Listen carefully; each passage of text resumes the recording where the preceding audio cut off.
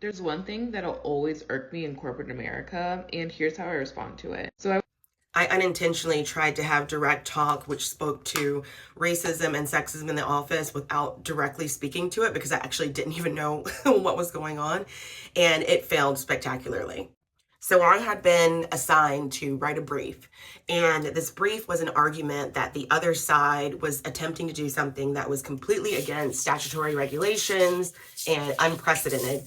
And so in the brief, I refer to the law, I give some case law that supports the statute and how it's been interpreted recently, give some practical implications of what will happen if it is interpreted differently, and give my conclusion. I give this to my partner to review because at that point in time, all of my work had to be reviewed by the supervising partner.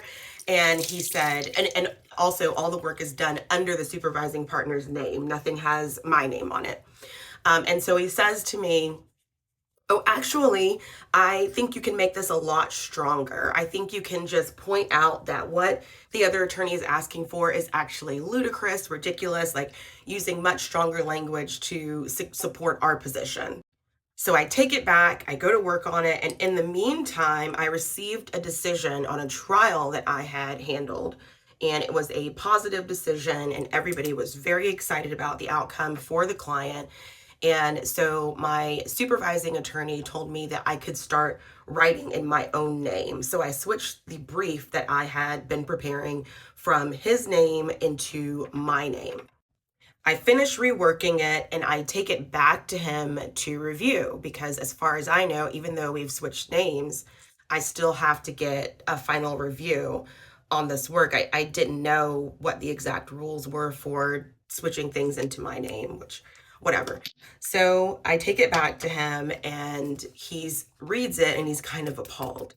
He's like, why would you speak to another attorney this way? Why would you say these things that are borderline rude? And I say, I just took your suggestions about making it stronger. I'm not sure what the problem is. And he's like, oh, absolutely not. You can't, you've got to change this. You've got to soften it. You've got to make it better. And I was very confused by what he was saying. And so I went and got the original brief that had his commentary on it. And I was like, here's your commentary that you gave me before about making it stronger. Can you explain to me what the difference was or what did I do wrong? And at that time, I sincerely was seeking an answer. I did not know that I had tiptoed into racism and sexism because obviously what had occurred is having that stronger language he felt was okay for him to have, but not for me to have.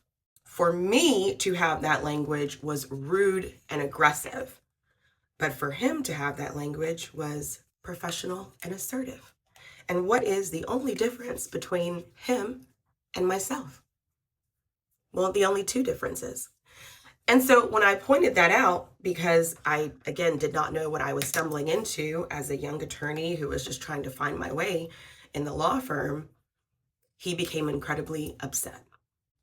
Unfortunate, Unfortunately for me, once I realized that I had embarrassed him, I didn't immediately go, well, racism and sexism shouldn't exist. I thought, holy shit, I've embarrassed this man. How's it going to affect me in the future? What's going to happen to my assignments? What's going to happen to my compensation? And those are things that we just really shouldn't have to deal with in the workforce when we're just trying to do our job. And now I'm trying to find my way out of that. I'm trying to find my voice. I'm trying to find ways to talk about it. I'm trying to find ways to alert other people about law firm culture, and hopefully they can find other ways to navigate it if that's what they want to do, or if they want to become an entrepreneur like myself in the reluctant entrepreneur space. Maybe I can provide some guidance on how to do that in a way that is also balancing your mental health. So that's what I'm here for.